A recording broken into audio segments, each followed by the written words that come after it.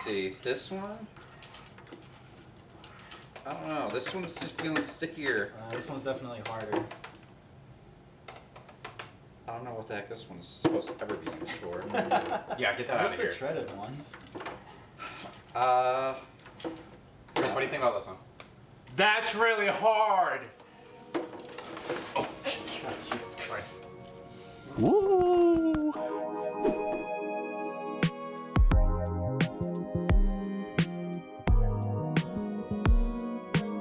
What's up, Pit Crew? Welcome back to the Pit Podcast. We have a very special episode for you today. I'm Ian. We got Chris. Me. Yep. We got Nate. And we have my longtime partner in crime for probably longer than some of you on Pit Crew have been alive. That's scary to think about. It's Jay. Hello. I am Blue Jay. Most people call me Jay. Hi, Jay. Hi, Jay. Hi. How's So it going? Oh, good. Good. Cool. Good. Thanks for coming. to start us off, Jay, maybe just give a little intro to the Pit Crew. Like, who are you? What do you like? What do you do? How'd you get into FRC? What's your first journey? So as Ian certainly knows very well, I was a member of Team 818, the Steel Armadillos. Great choice. I started my freshman year, which Ian did not end up joining until sophomore year. Boo. Ian, how could you? Nerd. No, I'm joking. I'm sorry, Ian. I love you. I mean, we had a ton of fun on 818, and after that, I mentored with the Mez. I've worked on the Everybot project, and I've done a lot of archival work with very old FRC-related things. Cool. Wow. That was a really good summary. A lot of people will just go on and on and on. Yeah, that was a that's good, like, true. one sentence. Yeah. Okay, cool. Chris, So- take notes. Anyway. Let's go back to the beginning, because this has been a story I've been looking forward to telling for just a long time. It's like we're both, you know. Riding the coattails. So, actually, not related to robotics at all, but we actually had a podcast very briefly at one point in We time. did back in high school. Traitor. It was not watched by very many people. Oh, good. I was It was extremely sparsely watched. It's no longer available publicly. I did watch the VODs a couple of years back, and they were very painful to Yeah, they're- to look We'll back put a at, clip of but- those right somewhere. No. Footage was lost. Maybe I'll find in the a- in a- absolute best moment if I can, but there's like 5 multi-hour podcasts. And Oh, wow. watch them. No. They were What was it pretty bad. about? Ooh, a little bit of robotics, a little bit just stuff that was going on at our weird high school. I remember one of the clips we were talking about shower curtains to get for our college dorm room. Oh, yeah. It was me and someone who didn't end up being my roommate because he Oh. went to a much worse college instead. Kind of What looking college at was that, Ian? Listen, If The you've one in ever- Ann Arbor, Ian? no. Yeah, that's what I thought. That's where I went and then dropped out of. Chris has been in the city where this college is, but anyway, Oh. Regretfully. No, I'm just kidding. yeah. But we were on the team together for 3 years, except for the first day I was on the team my freshman year before. Yeah. Our fearless leader, Mr. May, told me I had to be dedicated if I wanted to join late, and I wasn't sure if I wanted to be dedicated to something I knew nothing about. Fair He's an enough. amazing coach, by the way, but He's a great great guy. not the best story. But He was just being real with you. He 'Cause was. he was Yeah, pretty late I into told- the. I told this freshman kid he better show up, and then he never showed again. I'm just kidding. I like sure to give him May's crap great. for that because obviously then I came back for 3 years, ended up captaining the team, and now I've been mentoring them and Hell yeah, Ian, you showed it. a robotics podcast, and I just didn't do my first year because of him. But yeah, we were on the team together. What was that like? I mean, there were ups and downs. This was not the Wild West era of FRC, but things were definitely different from how they are now. I mean, we had no glint in our eye about a brushless motor. everything, all of our autonomous was time-based. Mm-hmm. We had, I mean, some great people on the team when we were around that were super dedicated a couple years above us. And I think that really drove our whole graduating class, which we had a pretty big group, to just really get into it and dedicate a lot of time to it. We did stuff like start the FTC team, which I know was a big motivator for me after that, doing that program and mentoring those younger students. And yeah, I mean, we got 818's second blue banner in what at that point was 15 years of history. That was a ton of fun and a big motivator for sure. Got us to go to the state championship. Got us to go to the state for the championship. First time since 2011, 2012, one or the other. Yeah. A lot of fun. And not to take too much credit, but not to toot my own horn. I do think that we laid a lot of the groundwork for continuing 818's success as a robotics team. Mm-hmm. They really had kind of almost fully reset, new build space, entirely new mentors, and a very small team like 2 or so years before we came. And at that point, there was already some momentum in the works to really help us build off of it. And the students that came after us have taken it places we never even dreamed of. Yeah, there was even looking at program where I work, there was a huge culture shift. I think that, I mean, don't get me wrong, we didn't leave anything perfect, but we changed it so it wasn't just one guy programming the robot. There was some semblance of teaching people how to code and working together. And same thing, in the electronics room and the practice field, the FTC team. The full practice we left field. the campground a lot better than we found it. Yeah, and it was a ton of fun the whole time. And speaking of our trip in 2017 to States, now, we've talked about this on the podcast before, but this is kind of a link between you and Chris almost. We went to States. We were roommates, you could say. This was a slightly different era first, as mentioned. And safety was really big back then. You were actually the team's safety captain. I was the safety captain. Oh, I know the story. I was the safety captain. I got us a pit safety award one year. Oh. But 2 we points. were in the hotel at SVSU, not at the competition. This was after, I think it was only like pit setup day, or was it the first day of quals? I think it was after pit setup. Pit setup day. So Or- like competition hadn't even really started yet. Oh, I'm sorry.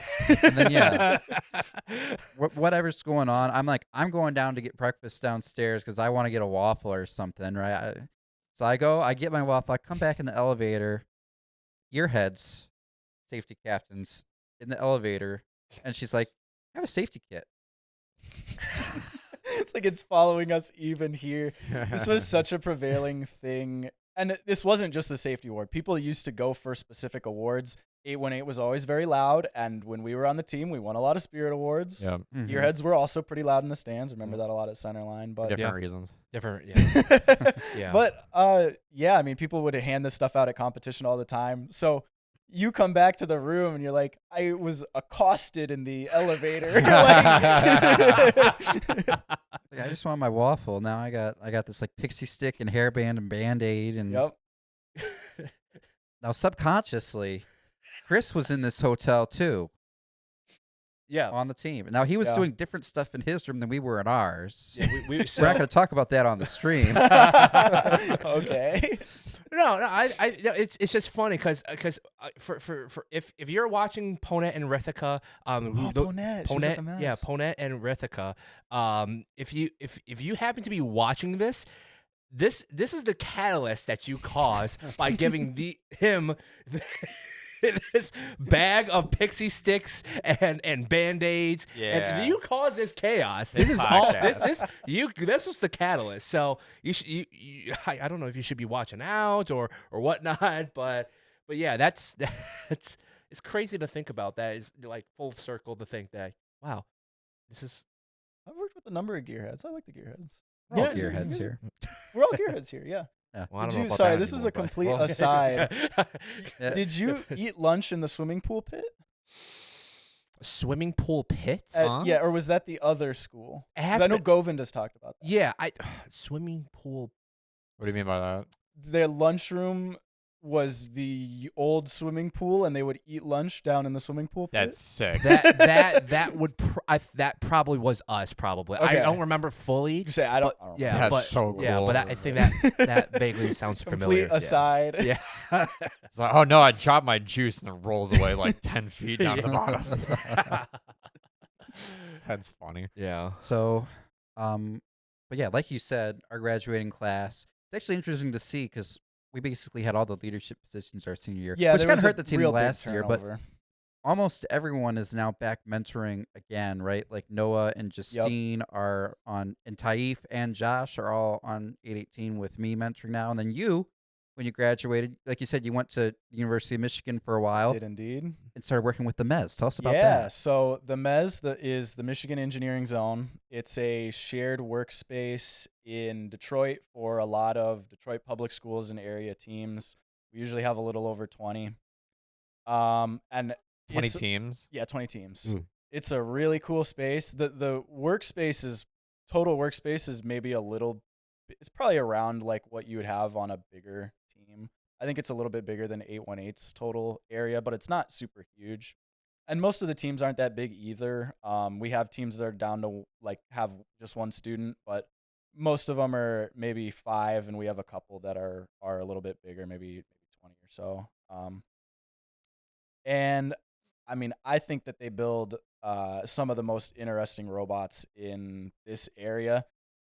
I have an appreciation for the very high level of play, but I really like the teams that do something new and aren't necessarily playing the game at just what is the absolute fastest I can get across the field and score these game elements. Mhm. And I mean, they build a lot of interesting things. The students are always great, and there's so many different teams. If you aren't as interested in what one team is working on, or they don't need your help, you just turn around and help somebody else. It's Yeah. a really cool space.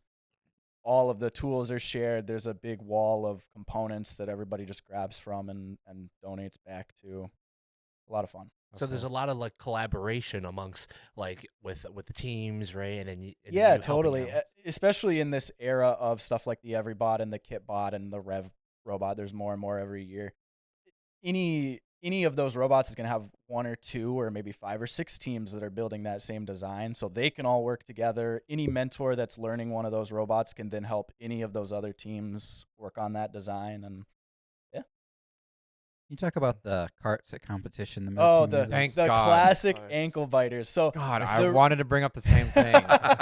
they God, I if you fucking haven't hate those cards. seen I'm them- so sorry. No, Please build something. no, everybody I doesn't like hate- them, they're and I can tell you boats, exactly why man. we have them. I know I don't care so much about the height, other than that's like you're a student working on it, you got to bend over, but like they're so fucking big. They are big. Oh my they God. are like the absolute maximum that we can fit through our doors. Yeah.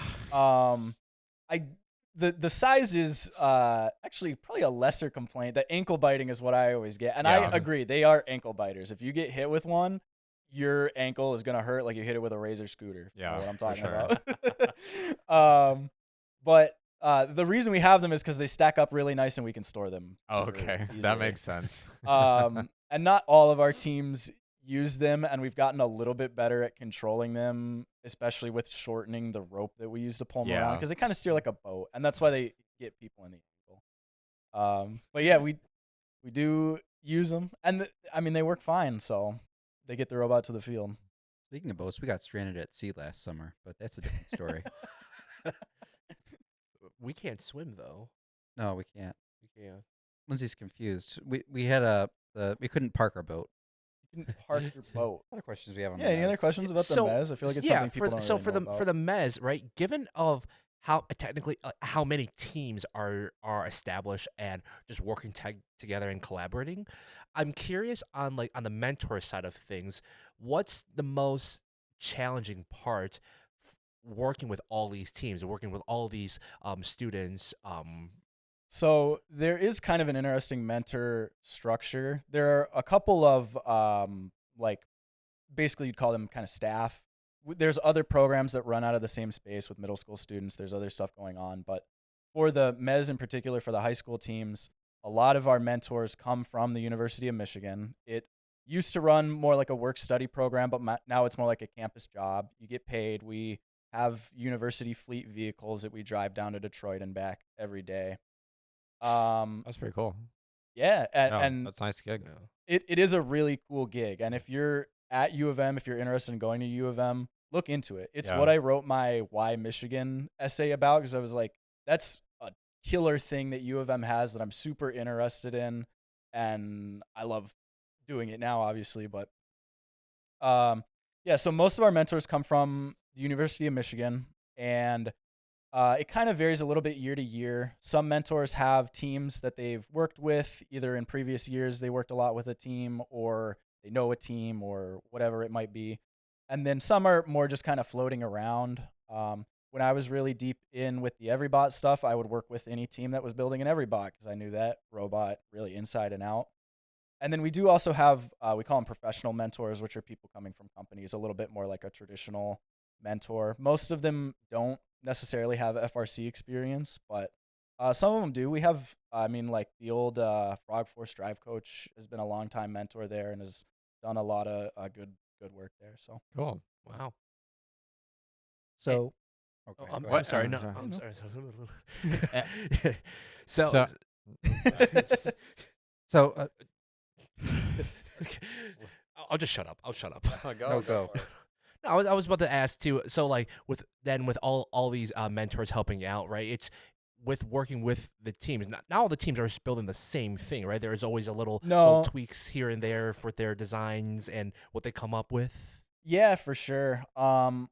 Some teams, like I said, will work on the Everybot or start with the KitBot and then take that further. Some of the teams will do Swerve, but then with like the KitBot or something. And some of the teams will come up with their own entirely original design. And those are always some of my favorite. Renaissance has built their own complete design the last couple of years and has been pretty successful with it, really. They're one of our like kind of higher caliber teams. Yeah, King High School has built their own design a couple of years, and they always have a really good run with it. And yeah, it's a really interesting mix of teams that are starting with the kit chassis and seeing where that takes them, and then other teams that have some more students that are, have students doing CAD and stuff like that, more like a more traditional, bigger FRC team. How do you guys fundraise for 20 teams? So some of it is from the University of Michigan, and then we have stuff like I think it was Ford. They stopped doing their individual team grants a couple of years ago, but they were still sponsoring us at least last season or two seasons ago. Good old Ford. Yeah, the university connections definitely help, because having people in higher up places in the university, they can ask their friends. And we do stuff like Giving Blue Day, which is part of Giving Tuesday, but it's U of M specific stuff. Mm-hmm. There's drives around that too. Yeah, and corporations, of course. We get 3M, Haas. Yeah. We have like a Blue Arc Apparel. yeah. We have like a shared, somebody has like a vinyl cutter and they'll just cut out all of our sponsor logos and distribute them to all of our teams. Nice. So everybody has the same stickers to stick on their robot, stuff like that. Yeah. Absolutely. So I'm curious as well, because we're going to talk about the Everybot and that a little more later, but now we have the KitBot. There's a lot of Everybots being built down at the Met. I'm just curious your perspective, because you started there in 2019, Yeah, right? 2019. Obviously, when I think of, a lot of teams that work out of the Mez from when we were students, or not even necessarily that, but just, we competed at Centerline in that earlier era of they're first. always used to It just felt like there was a lot of like chassis bots, or like I can even remember my first year on the team, or it might have been the second year, where it's like all of our team members were like scattered around the pits, like trying to help just everyone in general, like get everything wrapped up so we could all compete and have fun. But I feel like things have changed a lot since then. So I'm curious if you can talk through like some of the stuff you've seen in your getting close to a decade now at the Mez, of how things have changed. Yeah. So like Ian said, there was a big push, I think, in 2017 for our people that were on our pit crew to just go out and help other teams. Anybody needed something, we had the students, we had the resources. So, and we had played with all these teams at Centerline before, so we knew like what they were currently doing and the problems they were running into. I mean, a big thing kind of across FIRST with the KitBot, with the Everybot, has been raising the kind of floor. It's like you look at 20 years ago when they introduced the Kit chassis, and suddenly you didn't have robots that couldn't drive. You know, robots could drive around and push game pieces or whatever at that point. And then now, the more that the top end of competition has risen up, the more that everybody's running Swerve, everybody's very good with vision, using new off-the-shelf components. The floor has really also risen up, especially with, I mean, the official KitBot. You get components to put some of that together. The one this year, I think, is fairly capable. Yeah, I was thinking the same thing. It's I'm like- Absolutely. we were talking, and it's like this KitBot has a ground intake. No, it can right? Like- score into the hub. the It can do a hub? lot. Yeah. Mhm. So that's crazy. And like, you know, how long until we see Swerve being offered in the kit Being parts offered. too, Yeah. right? Yeah, right. Like, that's that kit chassis. and I don't think it would be that hard to put a KitBot or whatever the Everybot ends up being this year on Swerve, you know? Mhm. And that definitely has been a big thing. I think a couple of years where you don't have to do so much designing. You know, you build the KitBot one year, you build the Everybot the next year, you build the Rev Robot the year after that. You've picked up all of these skills. You're learning all of these components. You understand how these mechanisms are working. And that gives you a lot of that kind of built up knowledge that like older teams have passed down through mentors, through students, that we don't usually have with like a 5-person team being coached by an English teacher or Yeah. whatever it might be, you know? Yeah. So, in that vein, obviously before the KitBot even existed, Yes. there was, I think that Everybot was really the king at that point of what teams looked at, and you worked. How did you get involved with that? Because I remember Yeah. one year we were talking, because we catch up, depending on, I mean, it's changed over the years, whether it be just a few times a year or as often as multiple times a week. But it's like, oh yeah, I'm going to Houston to work on the Everybot. Yeah. So that That's really cool. That's so yeah, cool, right. yeah. That came out of working with the Mez. So we had, after COVID, we had, before the game was out, before the Everybot was out, we sent around a thing. The mentors decided, like, we're gonna just see if people are interested in doing like a group order, a group buy. We're gonna, because we know we have a bunch of new teachers. We know we have almost no students from before COVID, really. And so we had, I think, 12 teams that before the game had even been announced were like, we're going to build the KitBot this year. So we were heavily invested in it. That was 2022. Mhm. And we had a big snowstorm that knocked out our build time for like a week straight. Oh my gosh. And in that time, I think we had done, as the Mez, on RI3D that year as just kind of an example. This is something that you could do. And we were finishing up a little bit of work on that. But we had all this extra chunk of time. So some of the staff were like, you guys should put an Everybot together and see what it's like and see what problems we're going to run into. Because 12 teams, we're going to want some kind of foresight on it. And I mean, the biggest thing that I worked on and the biggest thing that we noticed when we were putting that 2022 Everybot together was in the documentation. There was stuff that we didn't feel that our students who don't really open up CAD, they don't manipulate CAD themselves. They can look at a printout of a CAD drawing and get dimensions off of it, but they aren't manipulating things like that, and they don't have really just the time to dedicate to redoing things, to not being able to understand what they are doing. Yeah. So myself and another one of our Mez mentors at the time basically wrote our own version of that 2022 manual, and our teams liked it. They thought it was easy to follow, and we ended up sharing it online. I think it started with some other Detroit area teams, and it ended up, we posted it on Chief Delphi, and we ended up being really active in the Everybot Discord, answering people's questions. And so that was 2022. We had pretty decent success with a lot of our Everybots. We definitely had things that were annoying about putting it together, but it was a ton of fun doing it, and I thought it was really interesting. And then in 2023, when that came around, do you guys remember Dan Chimera did a series of videos putting the Everybot together? Oh yeah, yeah. So they wanted to have people, I don't know if they were specific about Michigan, but I think somebody at first asked if there was things that the Robonauts wanted to help make the Everybot better, make it easier to follow. And from what I understand, they said, these people in our Discord are answering people's questions and have a good manual. You should see if they would be interested. Yeah. So that's how that kind of came about, is they wanted to do these series of videos. They wanted good documentation for it. And I think they kind of wanted like some people on the ground that were pretty involved with it. Yeah. 'Cause, the other mentor ended up, I think, appearing in some of those videos and did some of the build work in person, which was pretty cool. But yeah, so they sent us down to Houston. The process is kind of like working on any other FRC robot, just pretty fast, kind of like, I guess, an RI3D, you might say.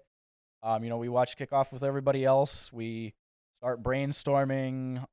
People pull up the heights of everything in CAD and what kinematics will get us to different levels. And from there, try to build a robot around that we think will be easy to put together, will be not too expensive, and all the documentation, all the code that goes around that. How many people were on the Everybot team, would you say? Um, Was there like 10 or? yeah, I think like working on it pretty much every day, I'd say maybe 10. There were a lot more people that were around and involved, but on doing the main work, I'd say maybe 10 or a little bit more than that. Mhm. Most of Mostly the time. like alum or mentors or like recent grads, people like still in college, not quite like a mentor type stuff. A Any mix of students? people. When I was doing it, it was a lot of mentor and alumni from 118. Mhm. The last couple of years, I think they've wanted to get more students involved. There was still student involvement when I was working on it, but and then we were there for a couple of years working on it. What specifically did you do? So I mainly did documentation. I put kit chassis together. I took a lot of pictures. I did do some mechanical stuff. I didn't really do any of the design work. And I think I did electrical too, which is what I technically did in high school, but I Yeah. kind of ended up doing a little bit of everything. So it worked out good for the Mez and the Everybot. Do you go as far to documentate the electrical stuff, or is it mostly just Oh, yeah. mechanical? Yeah. Yeah, Well, that's awesome. we had like a really cool. suggested layout, and I did some graphics that were like, this is exactly what gauge of wire we used and how we approximately routed it.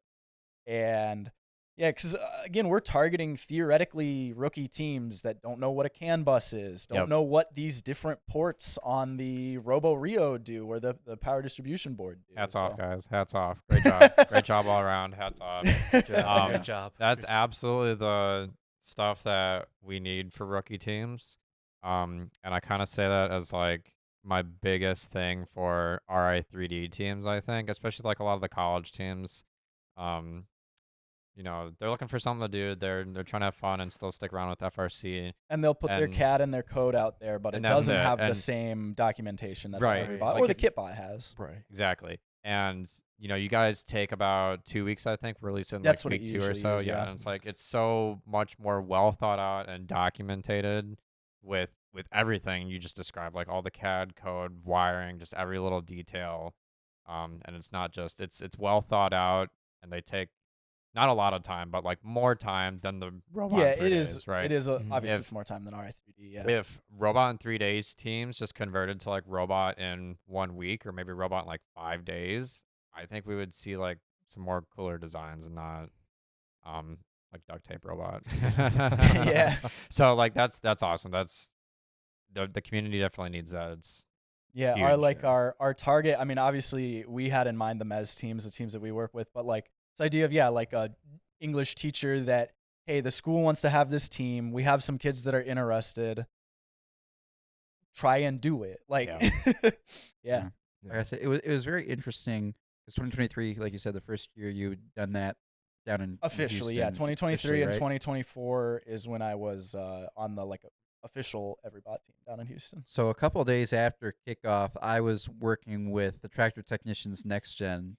Not like officially, but I just gone out to Mason to see all my old college buddies, because as of that point I was back on 818 as a mentor. But the Next Gen team, their middle school FRC team, they were putting together the chassis, and I'm kind of helping read this documentation. Putting together the Everybot. And I'm chassis. like, yeah. oh yeah, I know. I'm like, oh yeah, this is I've read like this before, and then it's like, oh yeah, that's because I've written 2 research papers Yeah. with the person that's writing this documentation. So I was really proud of that chassis section that year. Had a I lot mean, of good photos. like I'm a programmer turned marketer, and I could follow this, teach it to a middle schooler by reading it. It was really well done. Yeah. Thank you. Which was Was- kind of. What was your research?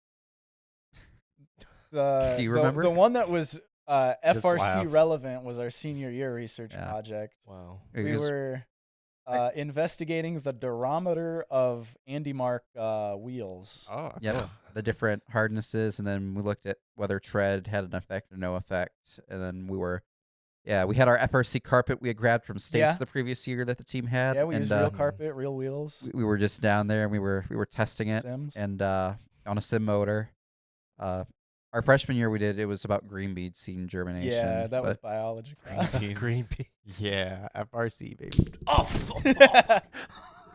ooh, there goes the mic. But yeah, for reference, the high school we went to a magnet school for half Yeah. the day, where basically we were doing, each year we had to do like a 20, 30, 40-page research paper. Aren't you gonna ask if he's Presentation. okay? You just kept going. You just got hit in the mouth. He already Are you- cut up his elbow a couple of Are weeks you okay, ago. Chris? So I'm just getting beat up today. Are you okay? I still have my tooth. Yeah, we're good. We're Okay, good. We're cool, good. cool. You got your tooth? I think we're good. We're good. We're safe. Safety first, kids. But yeah, so we do these research. But you could only work with the same partner once the first 3 years. You could do a repeat your senior year, and Yeah, we were always on that wavelegth. So we were really well together. we did it twice. But yeah, we did FRC research. RI3D at UOFM. You of, UFOM. UFOM. So when did that happen? So I did RI3D I guess twice when I was at U of M. The first year, my freshman year, I did it with FAM, which is the first alumni mentors network at Michigan. Still kicking. Yeah. Kicking, Yeah. Yeah. Shout out Brandon. So they, at least at the time, I don't quite know how it is now, but they focused more on like event volunteering and local mentoring than the MES, which was all in Detroit and mostly mentoring. We did volunteered events, the Detroit events occasionally, but yeah, they did an RI3D. That was kind of it was kind of a push that year in Michigan. We had a competition over at Kettering with five or teams, 6 6 robots, but I think maybe 5 colleges. Oh I think Kettering might have done 2. I know Yeah, Michigan Kettering State. had We were there. 2. We had our Yeah. zip tie robot. That was great. I think that was our fault that it all broke, but to be honest, Yeah. I think I could have sneezed on it and it would have broke. But Go blue. yeah, we built like a pretty competent robot to play that game, I thought, and we ended up winning the that what was it, FAC competition, Yeah. first alumni collegiate competition. Yep. Hell yeah. Heck with a FACC, K. that's right. FACC. Alex Ferrer actually helped organize that. That was a pretty former cool lead. little event. Lead FTA. Really? That's cool. Wow. Wow. But yeah, so that was my freshman year. That was 2019. And then we did one, the MES did one in 2022, again, coming off of COVID, to just be like, hey, you guys haven't seen a robot in a couple of years. This is what one that could play this game looks like. It was plywood. It shot into the hub. That was, what was the name of that game? Rapid React. Yep. Yeah. Sure. Yeah. Yeah. I got to drive that one with you. Yeah, that was fun because again, we went to I don't remember if that was the continuation of FAC. Yeah, or- that was the last year I think we did it. That was at Grand Valley that year. Yeah, it was at Grand Valley. I just remember I drove that robot with Nintendo 64 controllers because it was the only controllers I had in my apartment, and I was like, I could spend like 50 or probably like $30 on like a fake Xbox controller, or I can spend $20 on this USB converter and I could drive it with 64 Yeah, that's controllers. cool. Wow. Wow. That's awesome. Yeah, that was pretty fun. But yeah, it really just especially that one, just a teaching tool to kind of be like, this is, what a robot that could play this game could be like. I think we made one shot. We would make we had a ground intake that never worked, but we would score our preload Reload, yeah. every once in a while. It climbed perfectly fine. I built the cheapest version of the telescoping climber you could, which was like a sim, versaplanetary, 2 pieces of PVC, and Lexan hooks that had wooden dowels between them, Yeah. wood screwed together to do the actual hook. Let's go. Yeah. Wow. So Good stuff.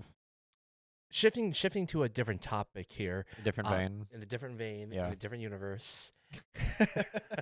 It is a galaxy far away, a long time ago. To be honest, That's right. LucasArts. Subconsciously.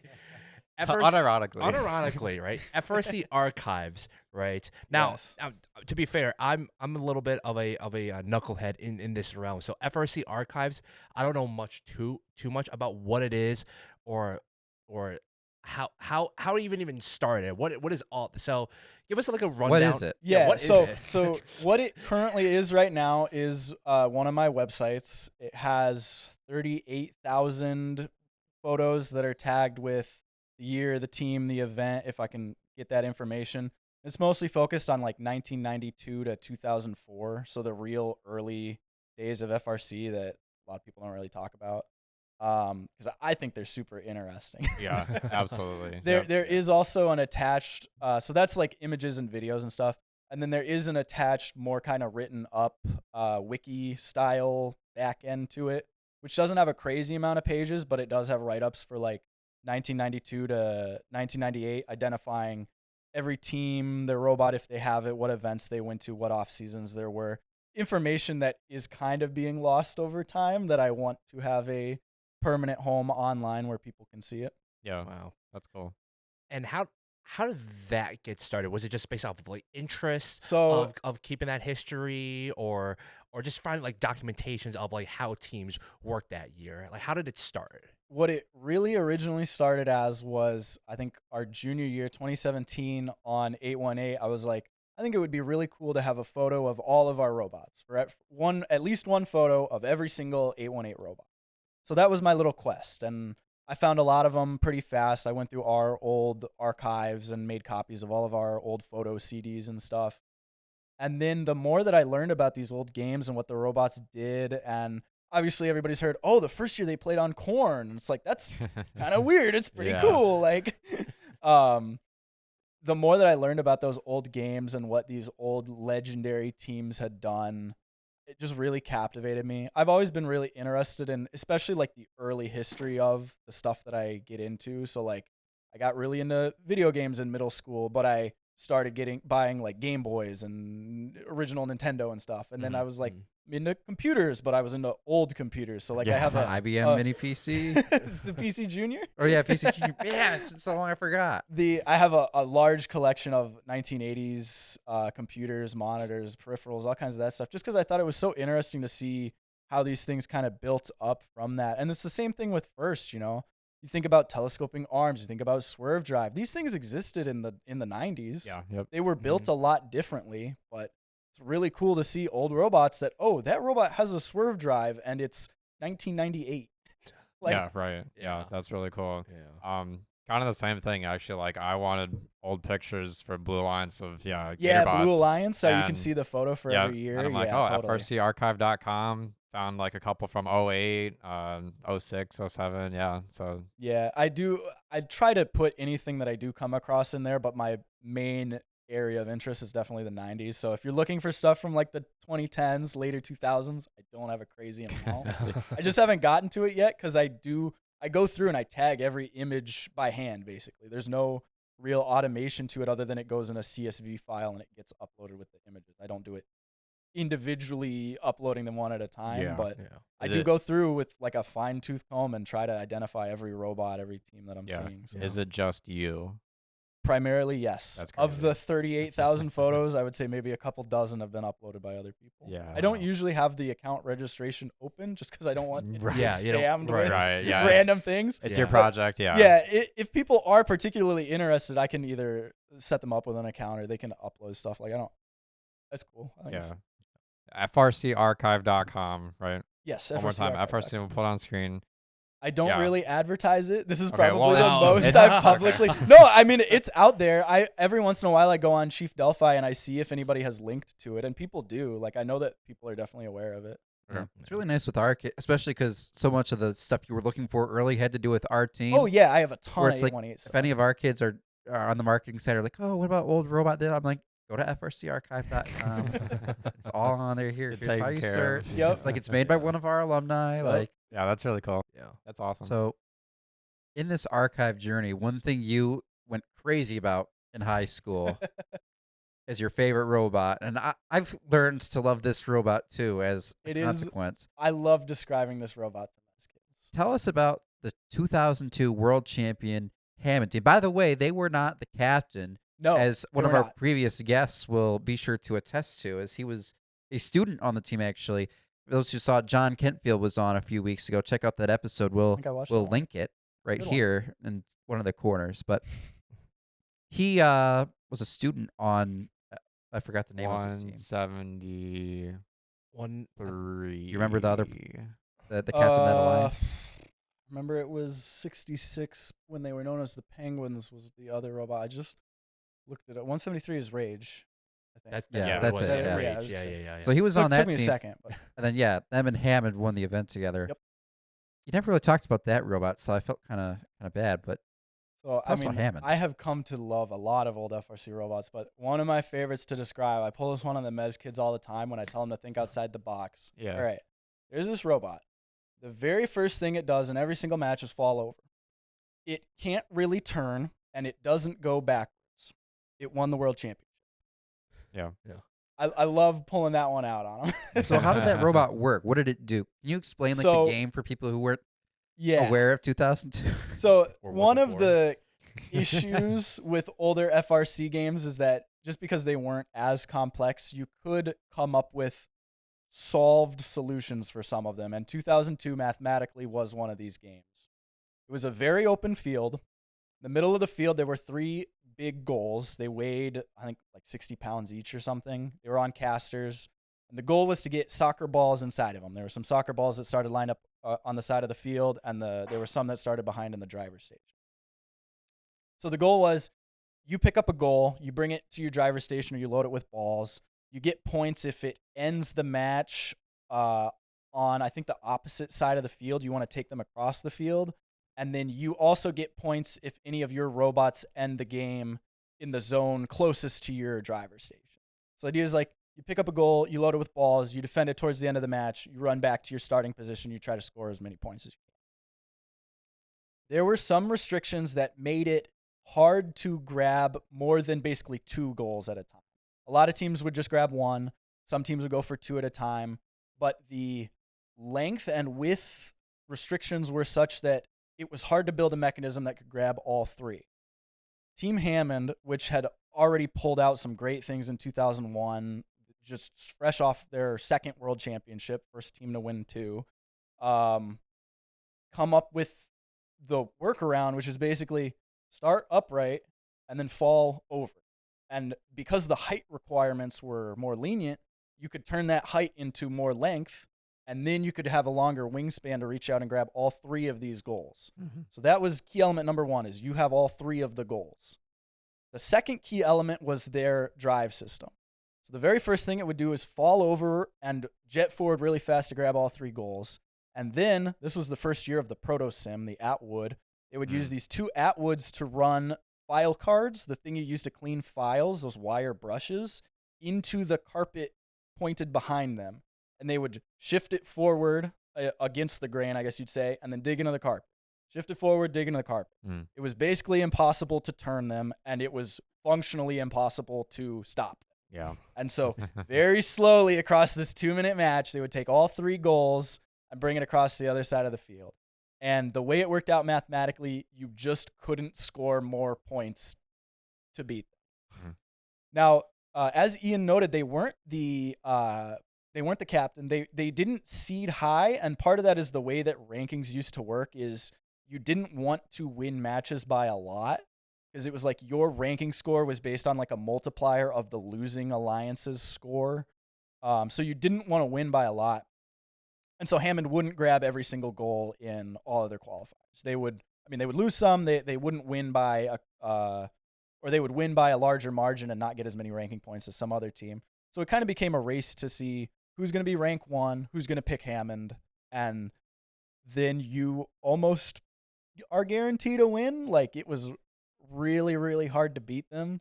There's a funny match on Einstein where basically the one thing you could do is try to knock a goal out of their way before they can grab onto it. So I think the other thing was they couldn't really retract the claws once they grabbed on. It was like a one-way mechanism. They had to reset it after the match. Mm. And I think it was 67 on Einstein was like, all right, we're just going to drive really fast at one of them and try to knock it out of the way. And then at least we can do something with that one goal while they walk the other two down the field. Yeah. And Hammond ends up grabbing 67's robot. And they can't let go of it. Oh my God. And so 67 spends an entire match like just pulling on them, pulling against them. And there were some other robots. I think it was Team 60 Kingsman out of Arizona. They had a thing where they would pick up the goals to give them like extra downforce and then try to drive away with them.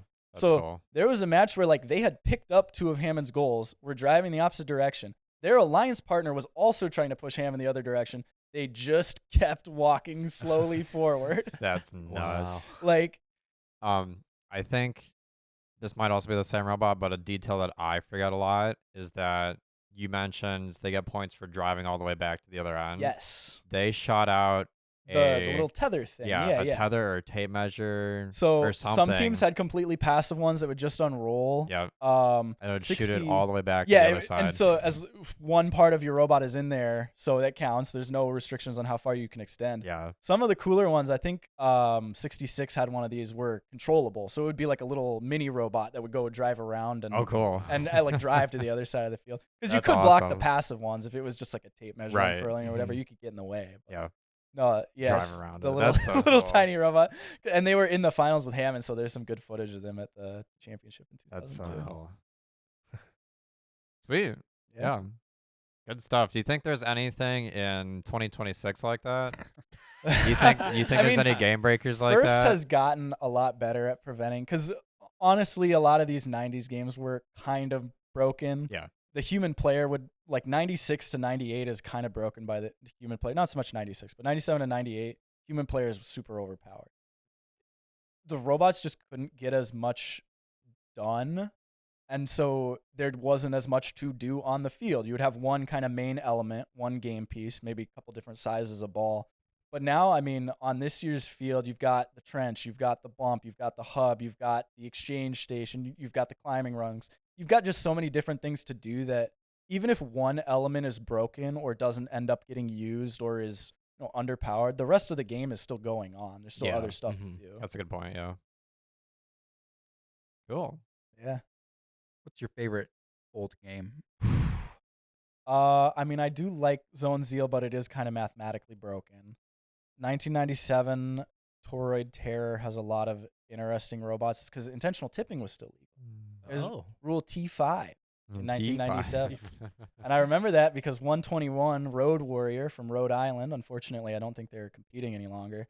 They built this scoop and they wrote on it like Rule T5 is in effect or something.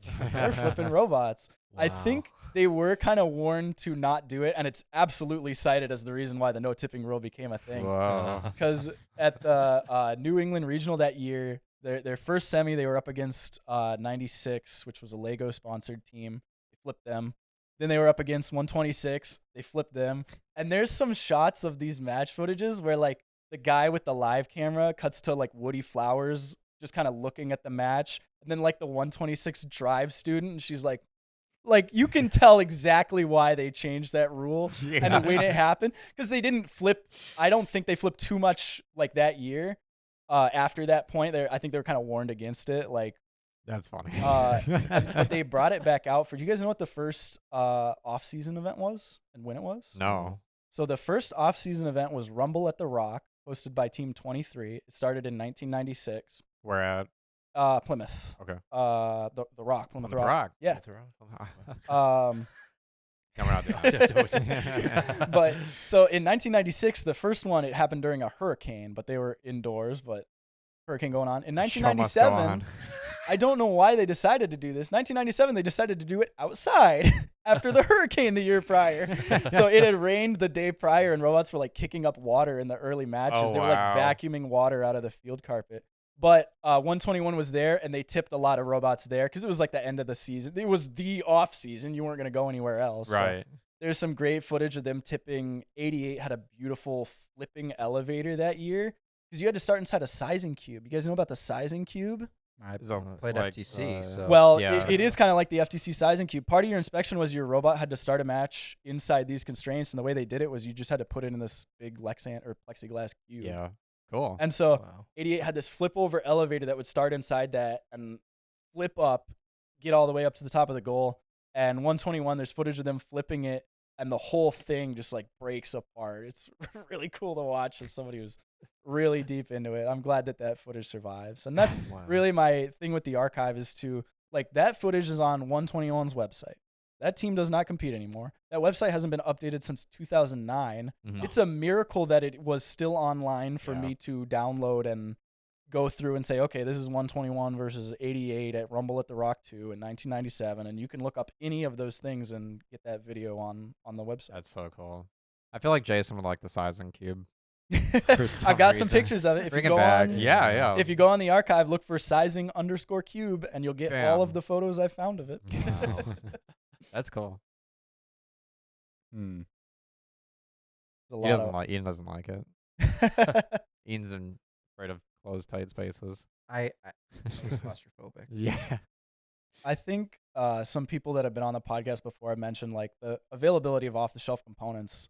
There used to be none, and even before that point, you had what was in the kickoff kit. You had like you could have a sheet of plywood, a sheet of Lexan, and there were dimensions on it.